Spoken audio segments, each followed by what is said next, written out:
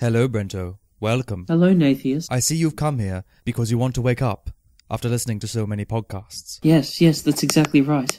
I have two options for you, Brentio. The red pill or the blue pill. Which pill shall you choose? It's a hard decision, but I think I'll take the green pill. That's not a fucking option!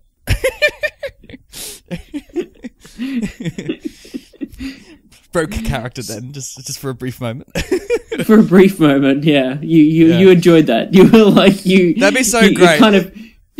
It kind of broke you for a moment there. It really did, because you imagine if like Lawrence Fishburne is just like you know, bloody what's his name?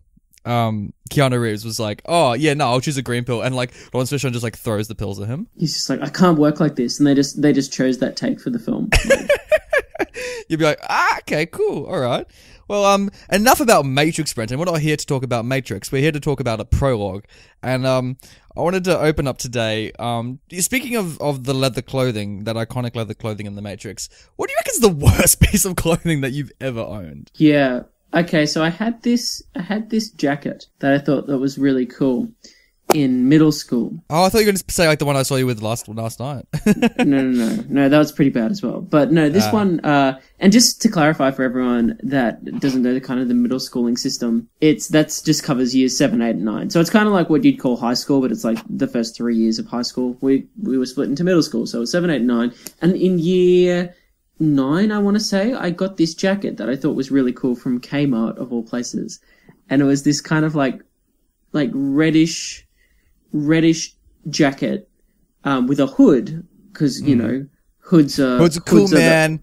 You're like the arrow, you're the hood, yeah. And it was one of those ones that it was like attempting to have like, you know, like when you see like jackets that have like the cuff of the collar is like covered in like a fur or like a synthetic fur or something. Oh my god. And then but so it was like the inside of this hood was like kind of this synthetic black, I guess, meant to like texture that was kind of, I guess, meant to represent fur or Were you like bullied because of this hoodie? Oh, it was pretty bad. Like I wore it once to school and then I didn't wear it again. Like, and by once to school I mean like there was an event. Was it a gift? Like where did it come from? No, I was with my dad and I was like, I want this jacket, and he was like, really? All right. I was like, oh, okay, you do you, and you're like, no, no, Dad. Actually, yeah, parents are so bad at that, because like I've been shopping with my parents and they've deliberately let me buy shitty clothing. And I'm like, no, like, it's bad. You think, like, as an adult, they would step in and go, no, Nathan, you don't want to look back on photos of this. You know what? I have a theory that I'll bring up right now. I actually think it could be because we're males as well. Like genuinely, it's like, because we don't, you know, I guess this is a bit of a stereotype, but like, when we were like in adolescence, when this applies to all teenagers actually, but like, you know, you don't really know what looks good or what looks good on you. You kind of like, you have things that you kind of aspire to be. And so isn't it so annoying though when you see that one teenage kid who dresses really well and you're like, oh, yeah, god damn it. Like they, exactly. Like, either, you know, they got their way ahead of the curve and like they look better than everyone else by default because everyone else looks shit. I have memories of like my mum, like, you know, when like, you know, my 3 sisters would be out shopping for clothes or whatever, and like they'd pick something and she'd give them advice. I didn't get advice. I just had to. She just dumps you off at the local mall. She's like, fend for yourself, love, and you're just like, you got a spear running through the aisles. I wanted this terrible jacket from Kmart, which then was just purchased for me, and I wore all the time, and no one told me that it looked bad. Horrific, like yeah. It's pretty bad. No one knows like your wardrobe better than yourself. So normally, like, you have this in your head that you look shitty. Like, it would take a lot for someone to say, no, you look very bad today. But like, you'll see in like the casual glances you get that you look quite horrible. I mean, this is the thing. I think I was disillusioned because I thought I looked good. But then I started noticing that I got some weird looks, and I was like, yeah, I think it's the jacket. I definitely think it's the jacket, yeah. Oh.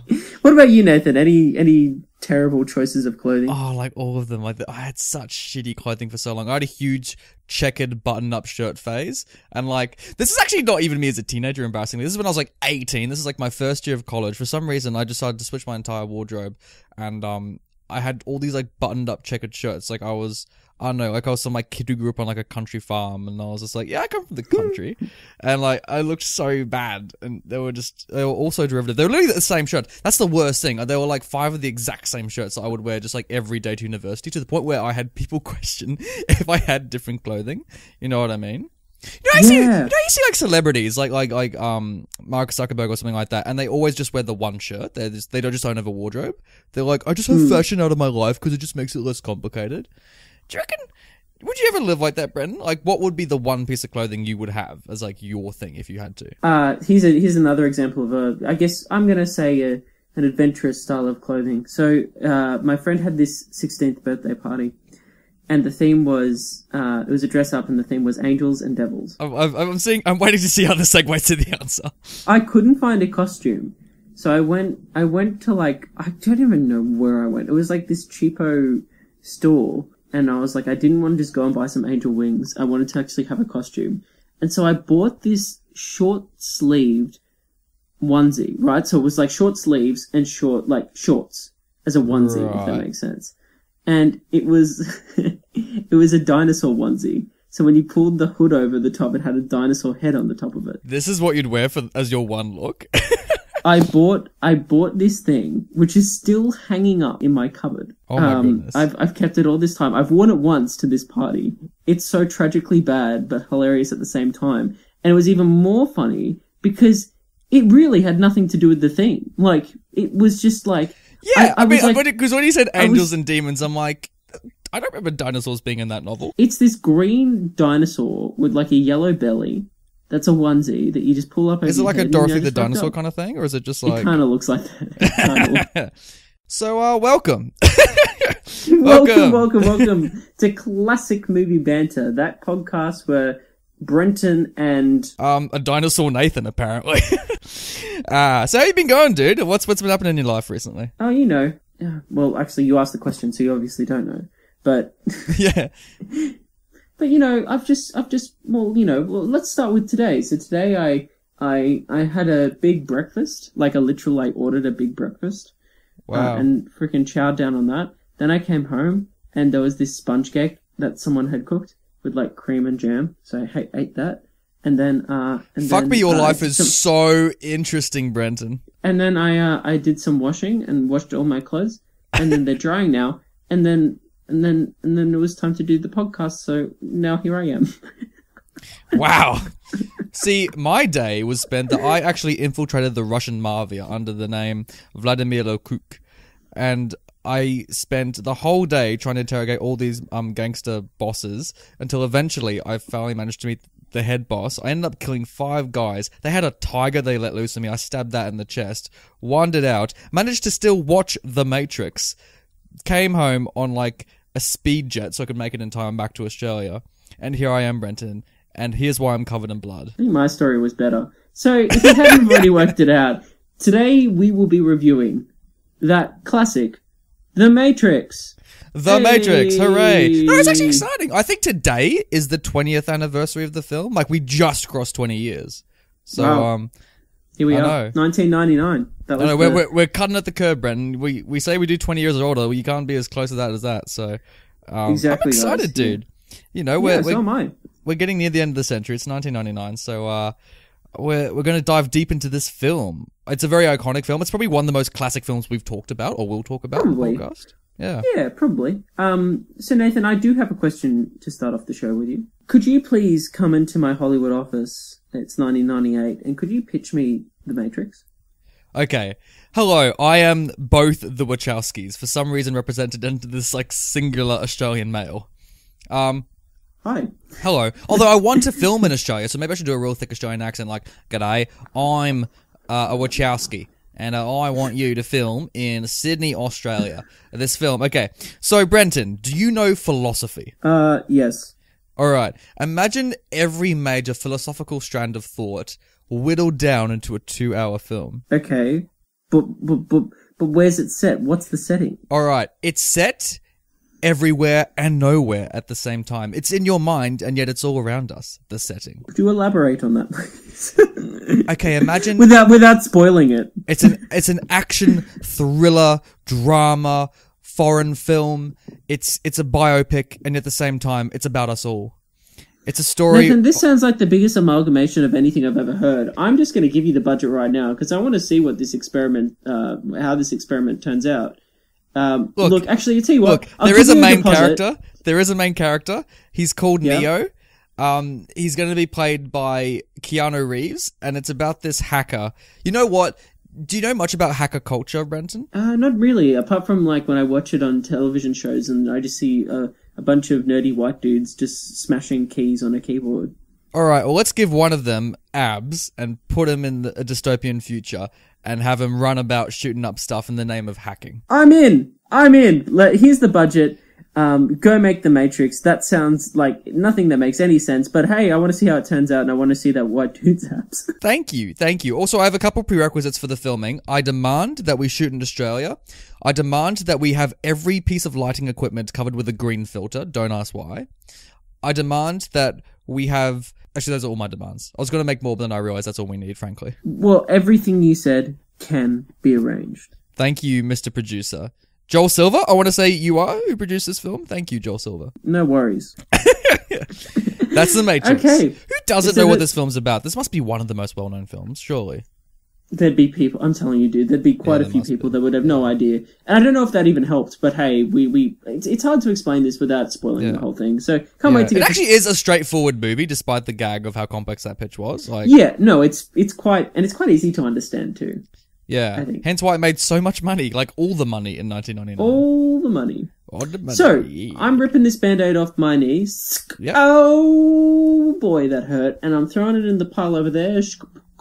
Because I'm ripping that Band-Aid off because I'm Brenton, can we have one episode where you genuinely have a Band-Aid on your knee and rip it off? Because I find it so funny. What are you talking about? I literally rip off a Band-Aid. Like, you wear the hair growing under my right knee. Brenton. I'm not talking about your Dorothy the dinosaur, bloody Waggles the dog Band-Aids from the Wiggles. I'm talking about a real adult Band-Aid. I'm talking about like you've gashed your leg kind of Band-Aid. Oh. Okay, well, how are we going to gash it? We'll talk after the podcast. Okay. So I'm getting straight into this, and I'm going to say that, hey, Brenton, he likes The Matrix. Hey. It's a pretty good film, isn't it? It's pretty good, yeah. It's pretty great. It's pretty great. I feel like this is obvious to say, because I feel like there are a few people who strongly dislike The Matrix. Because when you, like, talk to people who've... Even if they haven't seen The Matrix and they've heard of it, they hear it's good, and they hear it's quite good. I guess our job today is to say, is this film going to hold up in 2019 after 20 years? Which I can get straight into, I can get straight into that. Alright, just dive in, buddy. Overall, I think it holds up. However, there are things that don't hold up. And it's mainly to do with it's mainly to do with the technical elements of the film. Which is so ironic because that's what, like, the most groundbreaking thing about this film was at the time. Exactly. Granted, like, you can still appreciate, like, that some of the slow-mo used in this movie, but it's things more such as the use of CGI kind of sucks. And also, some of you mentioned before, but like that green filter, the grading on this film is... Do you reckon they deliberately had a green filter for The Matrix just to hide how much green screen they were using? No, I think it's meant to evoke what kind of the world, I guess, or like evoke this world is what I'm trying to say. What is this world of a green tinge? Do you think the inhabitants would suddenly be aware of like, oh, this world has a green tinge? To be fair, let's say the world. Okay, I'm gonna have to just make a quick just a quick note that my brain's not working. You need to distinguish. Yes, I need to distinguish the fact that. When we're talking about the world of The Matrix, yes, there is this kind of green filter that overtakes everything. But when we are not in the world of The Matrix, there's a lot of use of like a harsh like LED like lighting kind of effect. Yeah, tinge. It's very weirdly like lighted, isn't it? Yeah, obviously they're trying to differentiate the two different worlds by this use of color and cinematography to a certain extent. So yeah, I can see that and appreciate that, but. It at moments it feels like a film out of time. It does. I agree with that. And like, I don't know, I'm on edge, Brendan, because like, how much do we reveal in the non-spoilers? Like, with the premise of the film, like, do we just say a guy is gonna meet with Morpheus and see what's up with the world around him? Like, do we reveal what the Matrix is in the non-spoilers? I feel like we just don't get into it. I mean, I just said there's two worlds, like the two different worlds or the two different, yeah, setting, let's say. So the protagonist we can reveal that the protagonist gets transported to another existence. We can say that the protagonist is a hacker that goes down Alice's rabbit hole and some fun ensues. He follows the white rabbit, as it were. Yes, exactly. Yeah. And another note, and another little random note that I think we need to note in the non-spoiler section is this film, like, it's got style at the same time. Like, Oh, it's beautifully directed, isn't it? Like every shot, there's a lot of Dutch angles. It's well framed. I thought the directing was on point.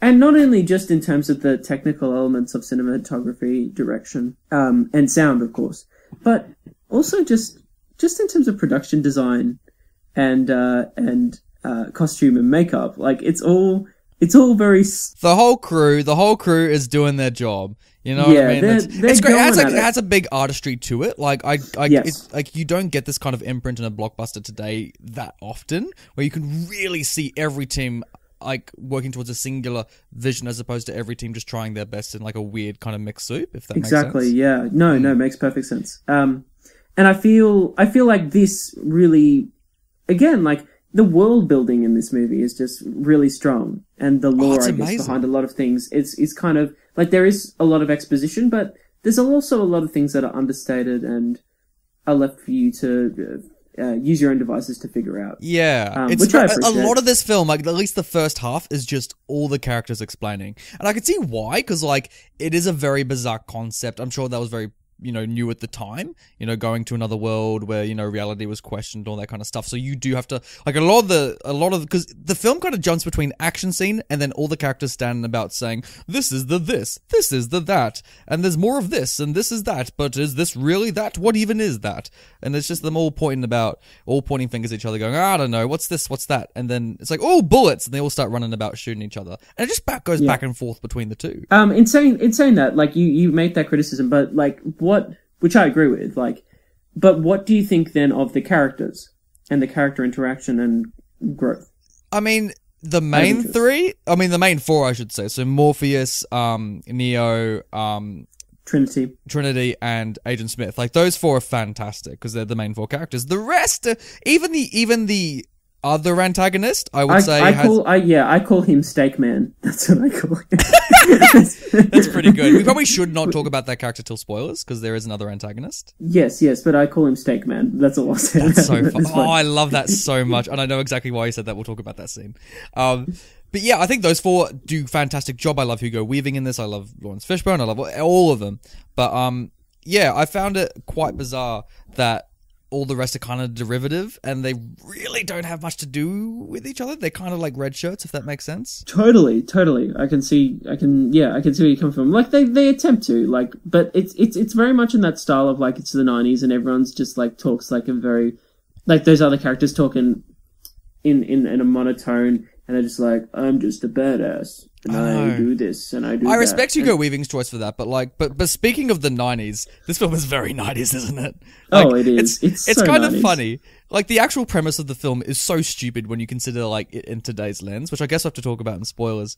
But, like, it's so funny that, like, we're in the 90s, and like, everything looks so miserable in the 90s. Like, and it's just... I will probably have to save it for spoilers, but like, God, it's so funny seeing this film in the 90s. Like, it just makes me laugh so much. Like, Neo's office, it looks so bad and so boring. I think it's all deliberate. Like, I think the creators at the I think the Wachowskis in the 90s may have had like the foreshadowing to be like, maybe the 90s are kind of shitty. Maybe we should make it look as bad as possible. So in decades to come, people will be like, I'm glad the 90s have changed. I'm glad we now have pop plants in the office and all that kind of stuff. yeah. It's a nice change of pace to like the shit that's in this world. It's kind of like, And like the aesthetic is very 90s as well. Like they do a bunch of 90 things. They explain what an EMP is, which is very, very 90s because audiences still had no idea what an EMP is. But now every film's explained it. They also have like, the iconic green matrix text. Do you remember this text everywhere when we were kids?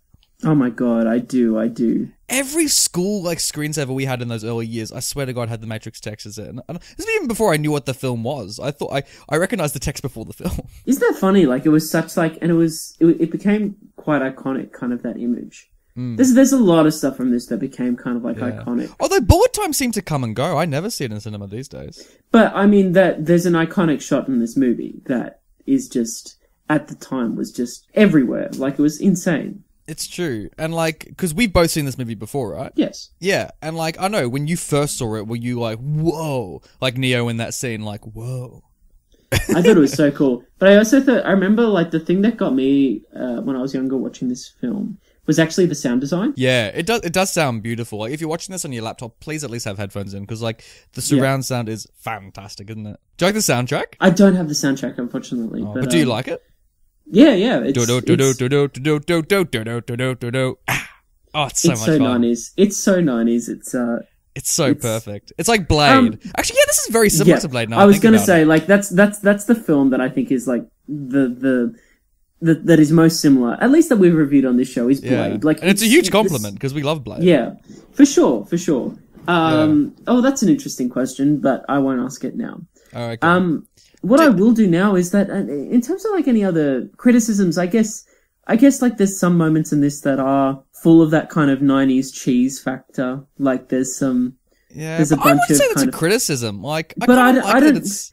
Again, like I feel like it's fine. Like it's all delivered well, and it's kind of in that sense of like, because I think Blade takes the piss more than like the Matrix. So does. much, yeah. Matrix is very serious, and like, it's almost too serious. There's barely any jokes in this thing, if any.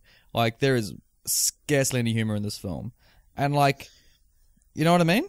I mean, it's understandable when you have Keanu Reeves as your leading man. Yeah, I was probably laughing most to him about anything, frankly, like just because of some of the things he says. Oh gosh, there is I'll bring it up now, but there's a great kind of meme video that was released in the early days of YouTube. So this was years ago, and it's called like Matrix farting sounds or something, and it has all these scenes from the Matrix that have been cut to have like a fart sound that happens in it, and then like whatever line the character says is like in response to the fart, in this inserted fart in the scene. It's like these quick little scenes. And I remember like the opening one is like so funny because it's the first time that like Neo gets something. I think it's the first time he gets like a piece of information downloaded into him, and he has this reaction in the film where he goes, "Whoa, shit!" Like, and he wakes up like out of the chair, and he goes, and like he's like, "Whoa, shit!" And it's like that, but like in this cut, in this kind of meme video, it's like all these farting sounds. He's like in this chair, like thrashing around, and then he wakes up and he goes,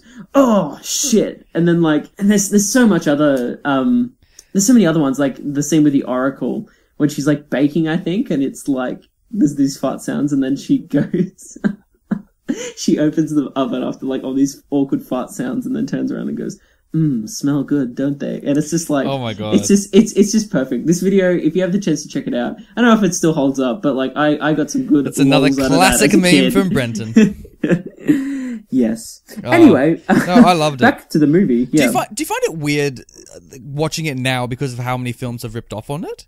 Like, because like, no, I don't think it's weird. Like I still think this holds up, and it's. I'm not saying whether it holds up. I'm just saying, like, when I was watching it, I thought this is very Inception. This is like very like Black Mirror. Like, I'm just thinking, like, you know what I mean? Yeah. It's like because the premise has been redone in more modern context than this, and maybe more enjoyably, if that makes sense. Yeah, I don't even know if it's better than say Inception or Black Mirror. You know, or there's other countless examples. I don't know if it's necessarily better, but I still think it's executed well enough that it's like, again, like it's a great movie. It's executed well, so it doesn't necessarily matter to me. Yeah.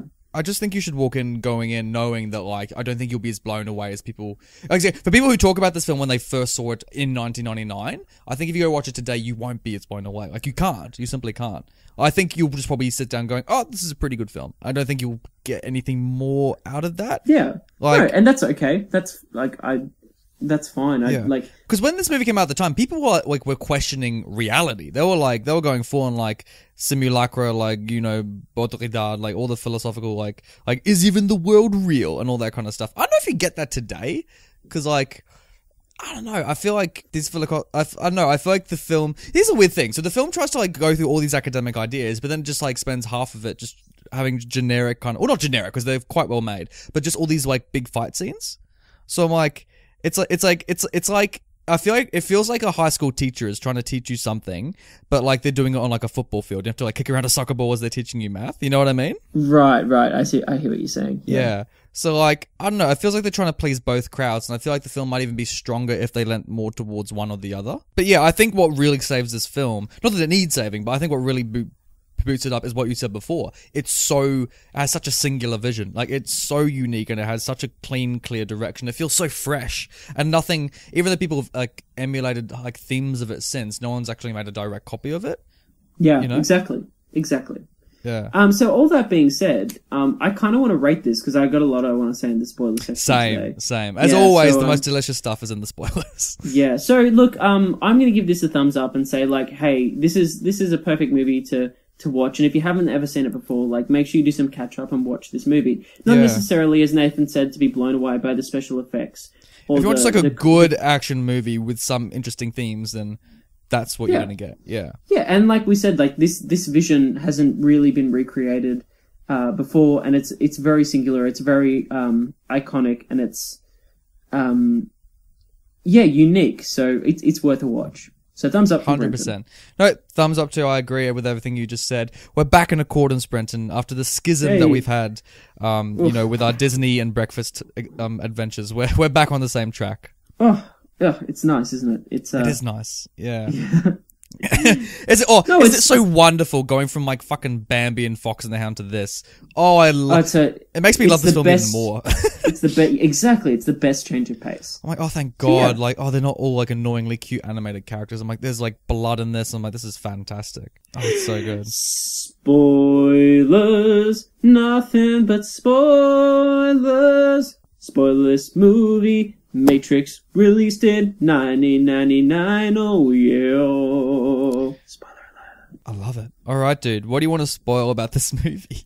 All right, so I want to talk about like the shot in this film, or like the sequence in this film that when I watched as a kid, it scared the shit out of me, and it's linked to like it's. Wait, you watched this as a kid? This is an R-rated film. Is it? Well, not Australian R, film. As in as in like American R. So it's like made for like 15-year-olds and over. Yeah, like it's fine. Like I watched it when I was like 10. Different. It's fine. Us and our bloody different childhoods, I swear. Go on. Yeah, so I watched this at probably when I was 10. Yeah, and the sequence that scared the shit out of me is when he first wakes up in the real world in his little fucking tube thing, his little gelatin Oh my tube. God, yeah. And when he has to like yoink the thing out of his head and it like sucks him down into this thing. And it's also the introduction to like what the actual machines like look like.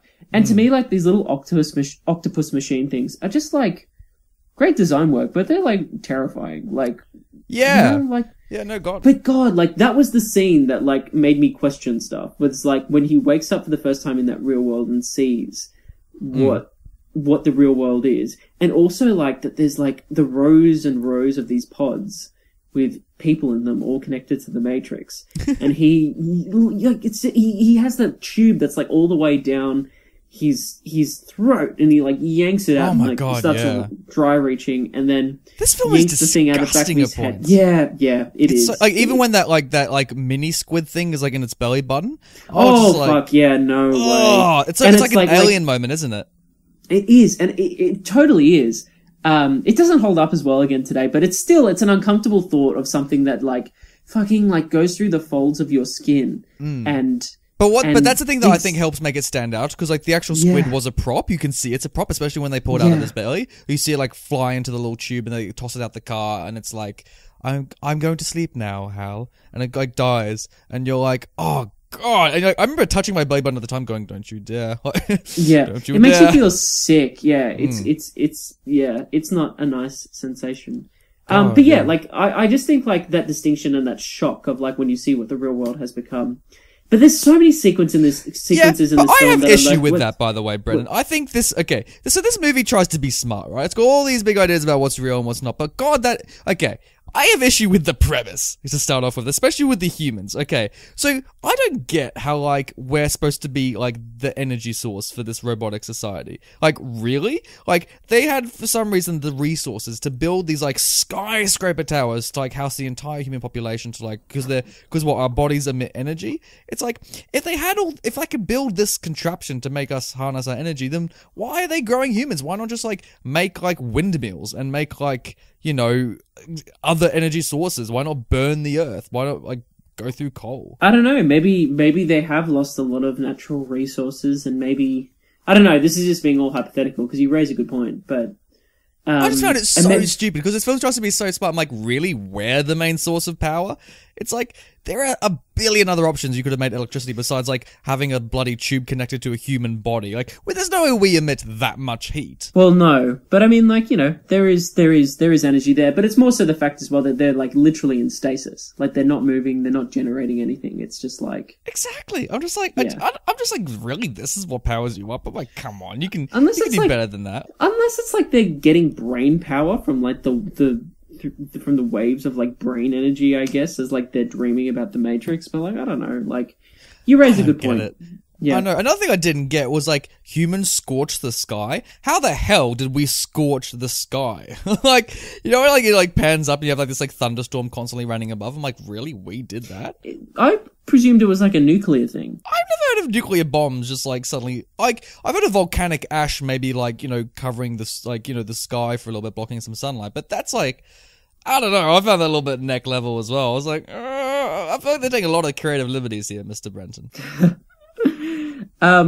Yeah, I think like if you like search for it, there are things that you'll go, definitely. I don't know. I was just like, this is a little bit messy. Like, I can see why they did it, because, like, you know, the Matrix being like a metaphor for society. Like, you know, we're all bound to the Matrix. You know, we're just slaves to the system, man. As capitalists, you know, working 9 to 5, we're matrixing, all that kind of stuff.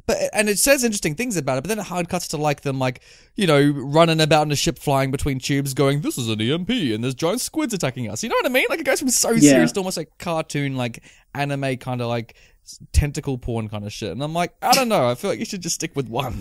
Can we talk about the another iconic moment, which is the girl in the red dress? This is iconic for you, sure, go for it. Well, it's always like that iconic moment of like, it's like there's memes about the girl in the red dress like now. Of like, again, I'm so devoid from meme culture, Brenton. Did you look at the woman? Did you see the woman in the red dress? Did you look at her? He's so weirdly horny, isn't he, that guy? And it's like, oh no, and it's like, well, look again. And it's like the dude like with the gun or whatever, and it's just like, it's such a random moment. Like, it's. I feel like it reminds me of like those memes where, like, you know, it's like those memes of like you see like an ass and you think, oh, she's so pretty, and then it zooms out and it's like some guy's hairy ass or something like that. Like, yeah. It'd be so funny if like Keanu Reeves like turns around and thinks it's like this beautiful red girl, and then she turns around and she's got the face of like Hugo Weaving or something like that, but he's in like a blonde wig, and you're like, ugh. Ooh. Yeah, I don't know. Like, I don't have much to say in that moment, but I just thought it was worth bringing up. Like, Child Brenton very much enjoyed the girl in the red dress for some reason. Well, no, I just it's a iconic, I guess, moment that's like everyone always remembers. Like, Brenton, put on your pants. Come on. Okay, I'm hitching them up. Oh, thank you. We're doing thanks, a Susan. podcast, Brenton. You know what's really distracting in this movie? Not the girl in the red dress, of how much of Sydney was in this. Our city of Sydney. I found it so distracting, that considering we live in Sydney. I'm just like every action scene, because it's supposed to be some generic American city, but as a local, you're just like, I recognize all of this shit. You know what I mean? Like, all of it. And I loved it so much. It put such a smile on my face. It's great, isn't it? It's great, isn't it? Because like, especially at the radio tower when they're dangling off the helicopter and they're going around it, I'm like, lol, I walk past this on the way to work. I'm like, this is fantastic. And they're like, and the fun on the rooftops. I'm like, oh, I've looked down on that rooftop. I'm like, am I in the Matrix then? That's the weirdest thing. Like, locals of Sydney must have watched this and be like, are we in the Matrix? Yeah, totally. Everyone's just like, what the fuck? It's so funny. I just find it so funny. They have Federation Square in it, and I'm just like, it's so stupid. Yeah, it's so stupid. It makes me wish, because Emerald City was set in Sydney, it makes me wish that movie was set in the Matrix. Like, we have bloody like 80s like bloody Nicole Kidman running about in the streets going, help, I'm the Matrix. Let's talk about the training sequence with the karate scene. Oh, that shit is so funny. Oh, because it's preluded by a scene where like Neo is getting like inserted all these programs so he can learn how to fight, and one of them is drunken boxing, and I'm like, please give us a sequence on that. That'd have been so funny. Like, he's fighting Agent Smith, and then next minute he just suddenly turns drunk, and he's like, and just like starts brawling with him. It would have been great. But like the choreography, and like obviously they're on wires in moments in this, like, way too obviously they're on wires, like so painfully obviously. But like, you know, it's still fun, and it's funny like that they're in their like their robes and whatnot, and Morpheus does that classic like come on, like just some like, of the faces Keanu Reeves pulls in these fight scenes are so stupid, and I love every single one of them. For sure. But I guess like that's the tamest fight sequence, because then we get to let's say the good stuff, and the for me the most iconic fight scene is totally like the lobby fight. The lobby that's amazing. shootout. That's I love that. I was a huge fan of that scene's fucking crazy. It's amazing, and it holds up so well today. There's barely any soundtrack, but when the soundtrack does kick in, they start running up the walls and like and they're like and like the marbles just like coming off the walls and shit. And it's slow motion and it's all going everywhere. Oh, it's so good. I love it when like Keanu Reeves goes through the security scanner as well. Yes, and he just opens up the jacket and the guy's like, ooh, and he just mows them down with bullets. Oh, it's so good. It's insane. Yeah, it's crazy. It's so good. God, I love that scene so much. Good choice of scene, yeah. Although, you know what I found really weird? So, like, after that scene, they go and, like they go up the elevator, like, they sneak up and they shoot the wire, and both, like, Neo and Trinity are, like, flying up on this wire, about to hit the roof as they're flying up the shaft. And then it cuts to, like, Morpheus and Agent Smith, and then it hard cuts back to them, and they're just fighting on the roof. I'm like, hold up. How did they get out of the shaft, not shatter their bodies on the roof, and suddenly jump onto, like, the last floor? Right? Yeah. But we'll I'm like, never there's know. a reason they didn't include that in the movie, because there is no correct answer. We will never know. Let's talk about as well. Continuing on from that, the helicopter moment with the chain gun, like taking out like everyone in the room somehow, apart from Morpheus sitting in the chair. Like, yeah, I was like, I didn't buy a second of that. I'm like, how the hell is that man not dead? And they couldn't even see where he was firing. He was just wildly going about. I'm like, this is your mission? Like, this is the way you're going to rescue him? Oh, it's crazy, yeah. And then they kind of, stupid. But like, by the way, Morpheus is in a real bad state, like, in that moment. Oh, he yeah. is like... Did that remind you of the scene from Spectre when James Bond gets injected with the serum by Christoph Waltz? I haven't seen Spectre, so I can't, yeah, I wish I could. There's a scene, like, identical to that, which made me laugh so much, because there's a scene where Christoph Waltz is trying to get James Bond to tell the truth, so he injects him with, like, truth... No, it's forgetful serum, that's right, he's trying to make James Bond, like, forget the memory of his girlfriend. Fuck, that movie's so stupid for a Bond film. But, like, but James Bond, like, is trying to forget, and then Christoph Waltz is standing there with, like, a white cat, and he's like, ho, I'm Christoph Waltz. And I was just waiting for, like, I was waiting for Agent Smith to suddenly whip out a white Bond cat villain. Sure. Why not? It would have been great. Yeah. But I feel like we need to talk about the Steak Man. oh my god, Cypher is such a dick and an idiot. I fucking hate Cypher. You know why I hate him as well? Because I know his motivation. Why the hell is he doing all this?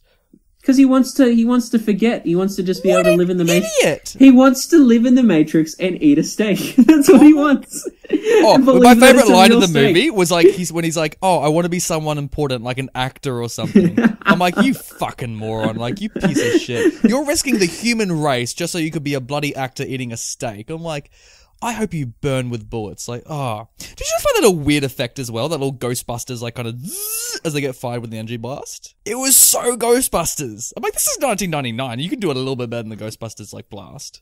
There was also, like, at the same time, like, there's some really, like, crazy, leaping on from, like, his betrayal. Like, when I don't know her name, but I'll call her the chick with the short blonde hair. Oh, in the white thing. Yeah. Yeah, when she gets done. She's like, not like this. When she gets done and she's, like, holding the two things and is, like, she goes out, like, far and away. And Trinity's like, no, we were lovers. And they're like, no. And then it's like, and then, like, it cuts to her, but, like, these people, like, getting blown to pieces, and then it, like, cuts to the real world, and, like, they're getting blown to pieces in their chairs, and you're like, ooh. You're like, ooh. Yeah, that was so weird. Oh, speaking of blown to pieces, though, my favorite stupid special effect in this movie was bloody Hugo Weaving exploding. Oh my god. It's like so bad. So it's okay, so it's literally like the same effect as they use in Harry Potter and the Chamber of Secrets when Tom Riddle like explodes apart. But because it's done in 99 and Neo's just like stabbing a Dory with a basilisk fang, like exactly. But like that was done like 4 or 5 years later. So like, I know. So Chamber of Secrets really has no excuse. but it holds up better than this because it's so funny when his face splits apart and then it like explodes. And then a piece of his face kind of like comes at the screen, like it's like this 3D effect, and it's still like a Photoshop of like Hugo Weaving's face, but like the backside of these like pieces is just like bright neon green, and it looks so bad. It's so funny. It's so funny. It's so funny, and it follows a really stupid moment where this film's trying to be so serious, but then by Trinity being in love with Neo, that brings him back to life. I'm like, come on. I was like, you lost me at that moment in film. I'm like, come on. You can do better than that. But can we also laugh at the fact of like when Keanu Reeves becomes the one, like he even loses more of his personality, and he starts when he fights Agent Smith, and he's like fighting him. He puts the one hand behind his back, and he just has this confused like expression in his face as he's doing it of just like, ooh. Do you reckon like the Wachowski? Do you reckon he didn't read the script and the Wachowskis were like, okay, can you just like on the screen just put up your hand and Keanu Reeves like, oh, what am I doing? And they're like, oh, just just hold up your hand. He was like, okay, and that's the look that they got, and they're like, oh, imagine you're like Magneto from the X-Men, and then Keanu Reeves like, who's Magneto? Yeah, for sure. Like, it's so stupid, like, yeah. But I do love that ending scene where, like, I found it's so stupid, this film, because, like, he's running about the whole CBD of Sydney just to find one fucking phone. Like, he's running up and down buildings, he's going through all these fire escapes just to find one working phone in the city. Like, it takes him so long to find one home phone. Yeah, man, he's gotta find the phone. But there's like a billion phones. It's like the late 90s when everyone still had a home phone. So I'm like, I know. He runs like through multiple buildings up and down stairs. Like, he doesn't just run through the bottom floor. He has to like climb around the whole fucking perimeter of the building before he finds one bloody phone. And then when like, he finally defeats Agent Smith, the phone has been ringing and the squids are basically like about to lick Trinity's face. And he's like, oh, you reckon you could probably pick up the phone now, Neo? I'm like, the whole time, I'm like, you idiot, pick up the phone. Just like get out. But then we wouldn't have that great sequence where he becomes the one and he stands up with all the bullets in him and he fights with one hand. Let's go back and then go to like the most iconic bullet time sequence, which is when Neo is actually on the roof. Oh yeah. And he's being shot at. And like I love that scene, like, because it's like that shot and it's like him like leaning back and like the bullets whiz past him. But it has the most anticlimactic ending because it's like, oh, he's dodging them all, and then he still gets hit like in the knee or something, and he just like kind of falls on his back like from that position. Like he does it like it's so it's just like, and you're like, oh man, and then what is he going to do now to get out of this situation? Oh, he gets hit and he just falls on his back and he falls on his ass. Great. So, yeah, I'm like, come on. Like, I was hoping for him to like redirect the bullets or like for him to like kick the bullets. Imagine if he like ninja kicked them back or something like that. Or like, even if he spun in slow motion, but then they were both doing it at the same time, like him and the agent, so they had to like try and outspin each other, like whoa! Oh, you know what I would have really loved if there was like a stupid sound effect with it? It was like whoop every time he like spins his hand around. Oh, that would have been so great. Oh no, the more I think about this film, the more stupid it becomes in my eyes. Like, why did the typing on the computer text wake him up at the start of the film? You know, it says like wake up Neo, and then he just like magically wakes up. I'm like, how did that wake you up? He's in tune with the Matrix, man. He's the one. He's the one. Alright. Another stupid thing. When they're at the nightclub, she whispers to him despite the fact they're in a loud nightclub. I know. Well, maybe she's playing with the frequency of like the sound in the Matrix. Maybe it's a hack. I don't know. I'm joking. It doesn't make any sense. But the more you think about it, the more you just don't think about it. Ignorance is bliss sometimes. Oh my god. Okay. Be like Steak Man. Just want to have a steak and become a famous actor and fuck everything else. Just ignorance is bliss. That guy's got it right. Oh my god. You know what I really laughed at the most out of all this probably was that bloody... Okay, so they're all American. All of this is American, they're all American accents, all that kind of thing. But for some reason, when he goes to see the other potentials, there's one little kid with the thickest Australian accent who's bold bending a spoon. Yes. I'm like, they couldn't find... Like, it's so funny because this kid has such an Australian accent. And he's like, what if there is no spoon? I'm like, this child has no idea what he's talking about. Well, if there is no spoon, mate. Well, there isn't a spoon. I'm like, what is this kid on about? And I love it when Neo finds out there's other potentials. He looks so offended. He's like, oh, really? He's just like, excuse me? Like, and they all look like such like lost souls. And the fact like, I'm grouped with these fuckers. Like, it's so funny. Can we talk about the films? Like, just to wrap up this, can we talk about the film's final shot? Oh my god, how they Prisoner of Azkaban it? Yeah, when he flies. Oh man, it's especially because it comes out of nowhere. It's unearned. The flying, like, it's just so random. Like, it's just like, and he like projectile like rockets off the ground. Like, it's It's not we even... get it. We get the Jesus Superman metaphor already. It's like, calm down. You know what really makes me dislike it as well? Because have you seen the Matrix sequels? Yes. Yes. Because it is, that last shot is a hint of what is to come in the Matrix sequels. And like, Yes. I don't know, what are your thoughts on the Matrix sequels? Oh, they're not as good as this first movie. So not as good. And like, my biggest criticism for them, well, two things. One is that they get way too silly.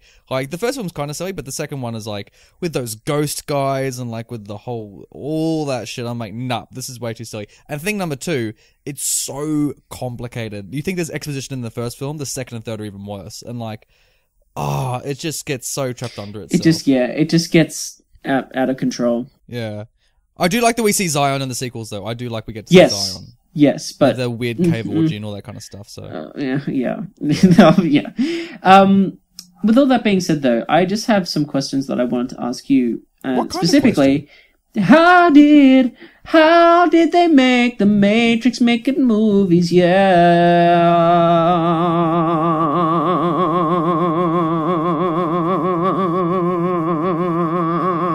Has error code 404 written on him. He's in the Matrix.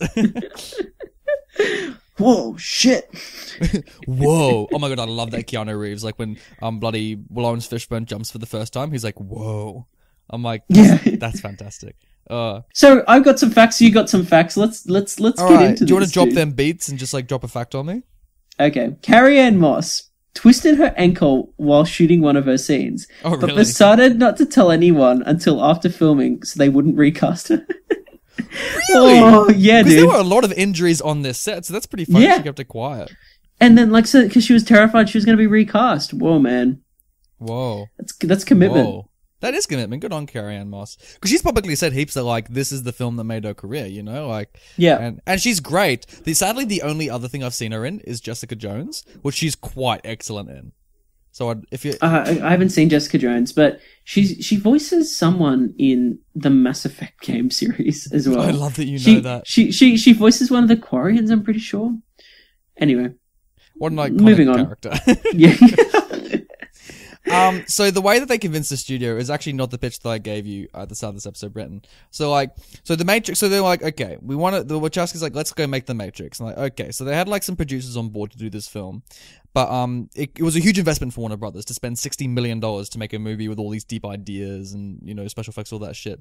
So what the Wachowskis did to convince the studio is that they actually made a comic book of this movie, and they literally had a 600-page shot-for-shot storyboard of every single frame of this movie, and that's what made the studio say yes. Far out. That's insanity. Crazy. To storyboard the entire film, even before you get a budget, like to risk all that money and time... on a potential project is insanity. That's amazing they did that.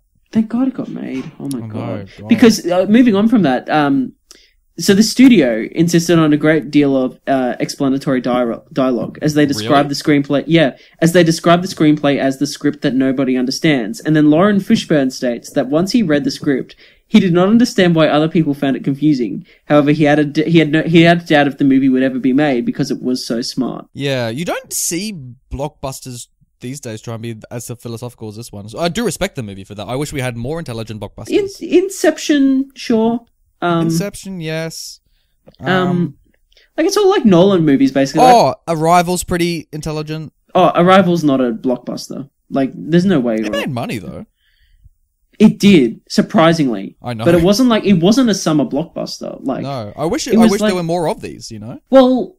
One that was marketed as like a summer blockbuster that was the sequel to Blade Runner. Yeah, sadly that didn't make much money, but it's such a shame, dude. That's such a travesty. That's such a good film. Watch Blade Runner 2049, everyone. Like, if you want to watch a movie, just watch like Denis Villeneuve's filmography. He's like one of the best directors working. Literally today. everything he's made is incredible. Like Prisoners, Sicario. I'm sure the Dune movie is going to be great. Like all of it. Oh, Dune! Oh my God! The fact he's doing Dune, I'm like, good on you, man. I can't wait to see what he does with it. Oh, I've actually got the novel sitting here because I'm going to read it before the film comes out. Oh, fantastic! I'm glad you brought that to my house, Brenton. Like, no. So the helicopter. So with that helicopter scene, what they did is that in the actual office building that Smith interrogated Morpheus was a huge, large set. And the outside view of the building was a 3-story cyclorama. So they built this whole thing, and it was a real helicopter. It was suspended on a wire rope with a tilting mechanism, and the helicopter had a real minigun. So it's holy shit. That is a real weapon that just had no rounds in it. But they fired it at half the normal pace, which was 3,000 rounds per minute. So this is a real thing that Keanu Reeves fired. He was like laughing manically, like as he's like firing all these shots, and like that's insanity. Could you imagine seeing that on set? Wow. Next time I go to like the Fox Studio lot in Sydney, I want to just like see if they still have that set just sitting about. I'm like, I want to fire the minigun. That's insane. Yeah. Here's something interesting. Continuing on from crazy sets and set pieces. For the cell phone conversation scene between Neo and Morpheus in the Cortex office at the start, Keanu Reeves actually climbed up the window without a stuntman, which was 34 floors up. Really? Yeah. Oh my God. Like, Keanu Reeves has now like built his career as someone that does his own stunts like exclusively, similar to like a Tom Cruise. He's a Tom Cruise, isn't he? Like... Yeah, but that is nuts. That's holy shit. As someone that has like a chronic, like he is legendary. Like, have you seen those John Wick movies? Yeah, dude. John Wick, man. Like, I've only seen the first one. I haven't seen the second one, but yeah, John Wick 1 was a good time. Like, in terms of, like, action set pieces, like, that was nuts. Like, ugh. Well shot, just well choreographed, good times. Good Tims. I want to talk a little bit about the casting, because sure. When Neo was cast, a couple of the other actors that were in contention were both Will Smith and Nicolas Cage, who turned it down. And could you imagine, like, Will Smith being in this movie? He's just like, no, I can't. Hey, I'm Will Smith. What? You talking about the Matrix, man? What are you on about? Like, oh, it would have been so funny. Oh, it'd be way too funny. And even Nicolas Cage, could you imagine like 90s Nicolas Cage? He's just like, what even is the Matrix? Neo, like Morpheus, like. Yeah. I think they got the right choice given, obviously, given how the film turned out. That's really, like, because obviously Will Smith is like the famous case of like he was offered the role and he turned it down. Because he didn't understand it, and I'm like, oh, that's so funny. But the best thing as well was that I found some Morpheus actors who were going to be Morpheus. And in that list to play Morpheus was also Russell Crowe, Sean Connery, and Samuel L. Jackson. And imagining the film with one of those three as Morpheus would have been so funny. Like Russell Crowe, could you be like, red pill or blue pill, Neo? He's like... Or Sean Connery's like, you got to grab the red pill or the blue pill. Like I think Russell would have been a really interesting choice, actually. But interesting. But I think Lawrence Fishburne brings something to the film. Like, he's so reserved with it. Like, I do like that master role of him. One of my last fact that I found so funny when I found it, Brenton, this really brought a chuckle to my face, was that the very final scene that they shot in principal photography was Keanu Reeves going down the sewer when he slides down that little pipe. And I just imagine that last day of filming, Keanu Reeves is just going down the pipe. He's like, whee! And he like falls into the water, and then the Wachowskis say, "That's a wrap." Like my gosh! Like he slides down, and he ends up arriving at the rap party, just like he falls into that. Like, oh man, there were some good facts in there, mate. Like that was a fun conversation. Which brings us on to Brenton. Nathan. Hey, let's look at this film's poster. Okie dokie. So I like this film's poster. I do too, actually. Yeah. I've always liked this film's poster. Well, why don't you just marry it already? Gosh, Brenton. The only thing I don't understand is why steak is on there. Why what? Steak is on there. I thought you meant like a literal steak. I was like, I can get the poster for like just like Keanu Reeves holding a steak. What's he doing? Yeah. Why is he on there? It kind of gives away that he's a more major character than the film lets on. Yeah, but even so, like, still, like, he doesn't deserve to be on that poster. You know who does? Probably Hugo Weaving as Agent Smith. But again, like, I don't think he should be seen as like one of the good guys. Maybe if there was like a silhouette of his. Where is Hugo Weaving? That's so weird. But like, maybe if there was just like a silhouette of his face, like in the background or something, or like a silhouette of him, like it'd be better and get rid of like the new Avengers Endgame poster where you see Thanos' like faded out head. Yeah, like, exactly. Exactly. What an up-to-date That's how it would be made better. better. Get rid of Steak. As much as I love Mr. Steak, He's got to just let him go eat the steak and put Hugo in there. Oh, that would have been great. I love it. And I love like the tagline at the bottom where it says, "On April 2nd, the fight for the future begins." Oh, that's actually, no, that's the funniest thing I found in the film. Remember how it opens saying like, "Set a few years from now"? Yeah. I'm like, oh wow, that really doesn't hold up. But yeah, great poster. Great poster overall. I'm a big fan. Yeah. Title talk. Yeah, title talk, dude. The Matrix, great title. Like I agree. The Matrix was in the Matrix. In fact, we were in the Matrix. You can't say the Matrix was in. Are we in the Matrix right now? How much Matrix was there? There was a lot of Matrix in Matrix. Yeah. I'm like, okay, cool. I love what he says. Like, we are in the Matrix. It is all around us. So I'm like, is the Matrix the atmosphere? Like, but no, I thought it was a good title. Is the Matrix the Force? It does sound a lot like the Force, doesn't it? When he explains it, I was like, oh, it makes me wish Alec Guinness now played bloody Lawrence Fishburne. That would have been great. Neo, use the Matrix. like Neo walks into like the room and he's like, "Hello there." Hello there. He falls off the high building and he's like, "Another happy landing." Fuck. Let's pass it to the people. The power to the people. Let's pass it to the people. That power, yeah. Pass it to the people. So the Matrix holds. This astounds me. Only, even though it's really good. Shit! And it only holds an 88% on Rotten Tomatoes. Yeah. With an audience score that is lower of 85%. What the fuck? Okay, that's not what's shocking me. Okay, so on Rotten Tomatoes, you can see how many people have gone to vote on the 85% or whatever it is. And normally when we read out these numbers, Brenton, maybe it's like 500k or 400k or something like that. 33 million people have gone to the Rotten Tomatoes website and out of all that, that's 85%. That's outstanding. This must be one of the most popular films on the website, if not ever. It's crazy, hey? There must be very few people who have never heard the word Matrix before in this context. You know what I mean? Like, yeah, for sure. Well, I'd be interested to see how the next generation, like, where they learn. Like, obviously, these things just get passed down. Like, that's just how it goes. So, yeah, like, we're in our early 20s. We might be part of that. We're not certainly part of the generation that first saw this film. So, we still liked it. We're still part of it. Sean Axemaker. How's that axe, Sean? Gave this a positive review and said, "The Matrix has become such a touchstone of American pop culture, referenced, copied, parodied, and parroted, that it's hard to remember just how new and different and distinctive it was when it debuted in 1999. Yeah, that's true to an extent, yeah. Which we've already discussed, but yeah. Yeah, thanks, Sean. We beat you to the punch. Leah Rosen from People Magazine said The Matrix is tough to explain, but then how much explaining does an amusement park ride require? That's a shit review. That's like... Could you imagine this as an amusement park ride? Surely it must exist somewhere. Like, Warner Brothers owns the rights. Actually, I think Movie World on the Gold Coast, like, when The Matrix first came out, had, like, a walk-in exhibit. They did. They had a walk-in exhibit that had, like, props and costumes and things from the But this would so work as a roller coaster, 100%. Yeah, could you imagine? That'd be fucking awesome. Like they have cool. Jelly beans or something, like red and blue jelly beans you take in the queue line as you walk on the ride, and there's like two different coasters in the ride. You have like the red coaster and the blue coaster. I'd take the green coaster. Jonathan Rosenbaum from Chicago Readers, top critic, gives this a rotten review. It says there's not much humor to keep it all life size, and by the final stretch it's become bloated, mechanical, and tiresome.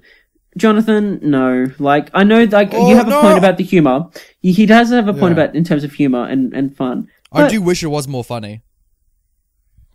I mean, like, there are moments that are unintentionally funny, so. Oh, yeah. It would be nice to have a joke here and there. I mean, I know it's like it's set in a dystopia and all that kind of stuff, but like, they can still crack a joke. It's like, come on. It's like... George A. gives this 4 stars. It made us rethink reality and ponder the possibility that we may be existing inside a simulation. Yeah, that's a very literal review, George A. Thanks for that. But, yeah, well, it is true. I remember, like, at the time, like, I remember my parents talking about it, how, like, people were genuinely, like tripping up, wondering if their world was reality.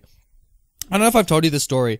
I might have mentioned on the podcast, but I met Hugo Weaving last year, and I was having a conversation with him, and I asked him, in real life, have you gone up to people pretending to be Agent Smith, saying like, are you in the Matrix? And he said to me, well, no, not really. And I'm like, come on. And I'm like, you sure you've done it once? And he gave me a little nod, and he's just like, And I'm like, come on. Like, if I was in that movie, I would have done it all the time. Frederick S.